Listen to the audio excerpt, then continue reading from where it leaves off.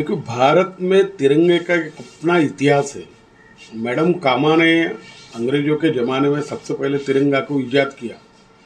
देश गौरव नेताजी सुभाष चंद्र बोस ने तिरंगे को लेकर बहुत बड़ा जय हिंद का नारा देकर तिरंगा को सलामी दी।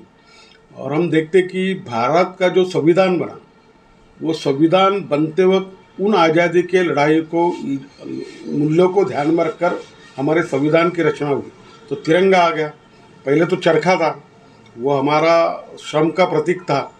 मगर जब भारतीय संविधान ने इस देश को समानता के आधार पर उसको न्याय देने की जब बात की, तो अशोक चक्र आ गया। क्योंकि सम्राट अशोक ने ये परिस्थिति पैदा की थी कि हम समता का राज लाए करके, तो इसलिए अशोक चक्र आ गया। तो हमारा जो संविधान है उसने तिरंगे को भी, हम संविधान के साथ तिरंगे को भी भारत की जनता ने स्वीकार कर लिया। मगर आपको ये याद होना चाहिए कि तिरंगे के खिलाफ या आज़ादी के आंदोलन के खिलाफ ही आरएसएस की पकड़ है। क्योंकि आपको ये मालूम होना चाहिए कि पहले आरएसएस के जो हेगड़ेवार थे तो कांग्रेस में थे, मगर जैसे महात्मा गांधी अफ्रीका से भारत में आए और उन्होंने बहुजनों को, दिगर लोगों को लेकर आंदोलन को खड़ा, आज़ादी के आंदोलन में शामिल करना शुरू हुआ, तो ये ब्राह्मणशाही को ये लगने लगा कि अब हमारे मुताबिक आज़ादी का आंदोलन नहीं चलेगा। तो इसलिए इन्होंने 1925 को आरएसएस की स्थापना की, क्योंकि उनका मकसद मनुस्मृति पर आधारित हिंदू राष्ट्र था। और इसलिए उन्होंने, हम देखते हैं कि आज़ादी की लड़ाई का विरोध करने के लिए उन्होंने अंग्रेजों का साथ दिया है। अटल बिहारी खुद हमारे क्रांतिकारी के खिलाफ गवाही देने वाले थे। पूरा इतिहास दिखता है हमको। चंद्रशेखर आज़ाद, जिनको पकड़ा देने में आरएसएस वाला का बहुत बड़ा हाथ है, वो जानकारी देने में। तो आज़ादी के आंदोलन में तो अंग्रेजों के समर्थन में आरएसएस वाले थे। और इसलिए हम देखते कि वो तिरंगे का भी विरोध करते थे। तो ये तिरंगे के विरोध करते करते हम देखते हैं कि आरएसएस की बुनियाद रही। नागपुर का इतिहास है कि आरएसएस के हेडक्वार्टर पर कांग्रेसियों ने, हमारे जैसे संगठनों ने अनेक बार मोर्चे लेके बे तिरंगा लगाओ आज़ादी का धीरे करके। तो ये इतिहास है ना। मगर एक बात ध्यान में आना होगा कि हमारे देश में मोदी 2014 में लोकतंत्र के माध्यम से आया और इन्होंने संविधान को ही अपने हाथ में लेकर अब ये उल्टे वार कर रहे हैं। तो उन्होंने तिरंगा को अपना लिया और वो अब देशभक्ति की बात दिखाना चाहते हैं। अमृत महोत्सव के अवसर पर 75वीं वर्षगांठ के आधार पर अब हर घर तिरंगा की बात कर रहे हैं। मोदी ने 5 साल पहले घोषणा की थी कि हम 2022 तक हर आदमी को मकान बना देंगे, कोई बिना मकान का ना कहा। और मकान वो कांग्रेस वाले जैसे नहीं, इंदिरा आवास जैसे। तो उस मकान में पानी होगा, शौचालय होगा, नल होगा, बिजली होगी। ये बात मोदी ने जाहिर तौर पर किया था। हम सवाल पूछना चाहते हैं, मोदी आपने 2022 में यह वादा तो पूरा नहीं कर पाए। इस देश में आज भी 30% लोग आवास से वंचित हैं और उसकी जगह आपने फिर एक ढकोसला ला दिया, हर घर तिरंगा। तिरंगा के बारे में तुम क्या सिखाओगे? अब्दुल हमीद पाकिस्तान के खिलाफ लड़ते हुए जब शहीद हो जाता तो उसको घर के लोग बताते कि उसका अरमान तिरंगे में उसकी लाश जाए, ये उसका अरमान बताया जाता है। इस देश का हमारा जो नौजवान सेना में भर्ती होता है, गांव का नौजवान, तो एक मंशा रखता है कि मैं जब मर जाऊँ लड़ाई में, तो मेरा प्रेत जब गांव में जाएगा तो तिरंगे के लिए मैं लपेट के जाएगा, यह जज्बा होता है। अब वो जज्बा हमारे देश में मौजूद है।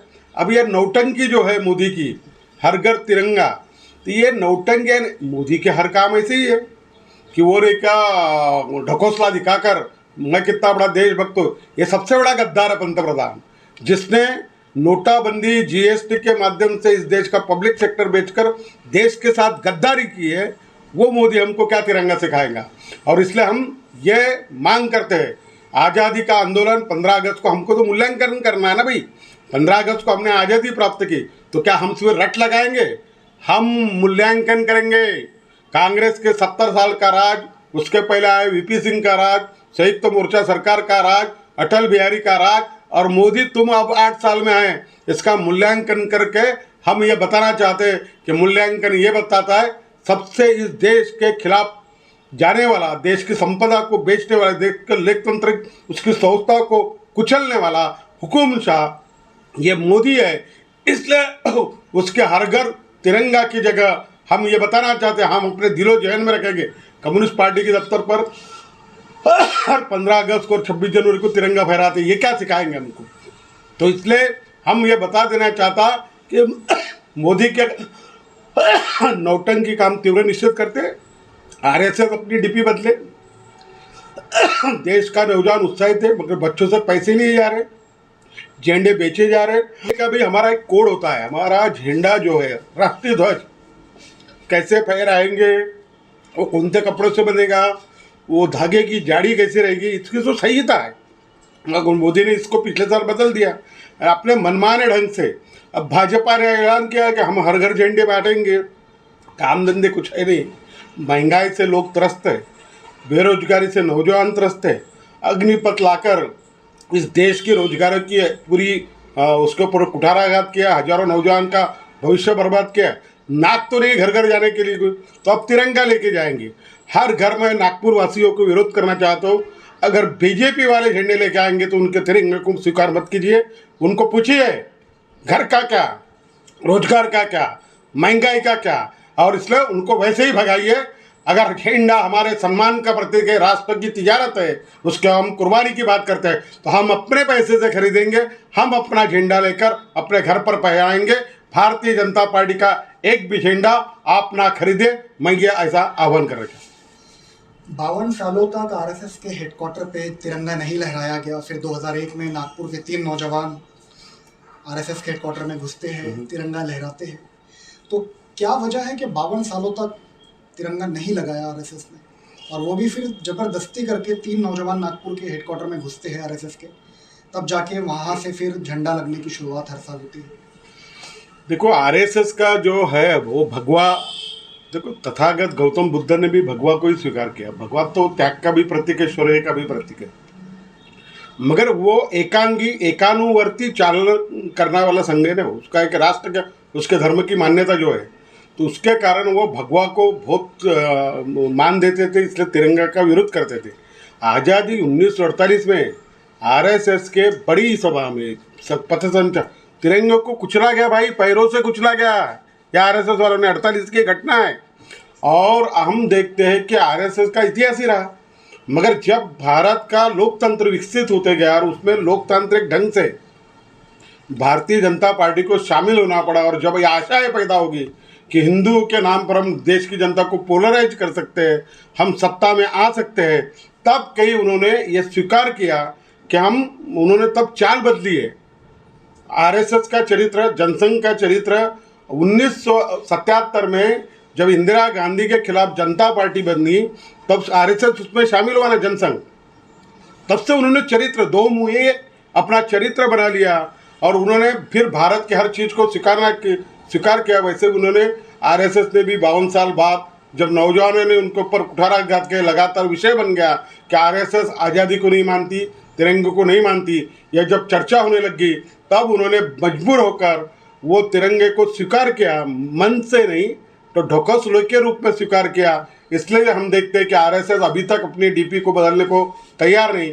वो हेकड़ है, नहीं बदलेगा वो डीपी, मगर लोगों को बरकरार के लिए, लोगों का पोलराइजेशन अपनी पार्टी की तरफ करने के लिए, लोगों को ये बताने कि हम कितने देशभक्त हैं, कि आज़ादी में इनका, आज़ादी के आंदोलन में गद्दारी का इतिहास है, तो लोगों को भ्रमित करे। नई पीढ़ी, ये आज़ादी के बाद की पीढ़ी है, उसको इतिहास नहीं मालूम, तो उसको भी भ्रमित करके कांग्रेस और बाकी विपक्ष कैसे गद्दार है, कैसे बदमाश है, हम सिर्फ भारतीय जनता पार्टी वाले राष्ट्रभक्त कैसे, ये बताने की और दिखाने की उनकी चाल है।